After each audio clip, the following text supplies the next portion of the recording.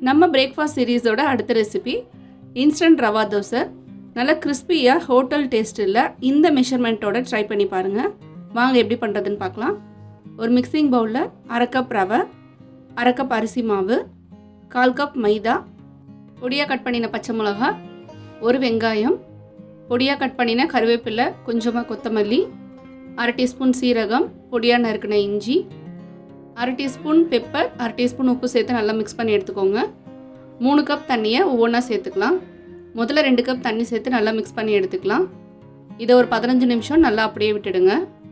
இப்போ 15 நிமிஷம் கழித்து ரவை நல்லா ஊறி வந்ததும் மறுபடியும் 1 கப் சேர்த்து நல்லா மிக்ஸ் பண்ணி எடுத்துக்கலாம். இந்த மாதிரி லிக்விட் ஃபார்மில் இருக்கணும். இப்போ கல்லை நல்லா சூடு பண்ணிவிட்டு இந்த மாதிரி பரவலாக ஊற்றிக்கலாம். 1 டீஸ்பூன் எண்ணெய் சேர்த்து ஹை ஃப்ளேமில் இந்த மாதிரி நல்லா ப்ரௌனிஷாக வர வரைக்கும் வேக வச்சு எடுத்திங்கன்னா சூப்பரான ரவா தோசை ரெடி. ட்ரை பண்ணி பாருங்கள்.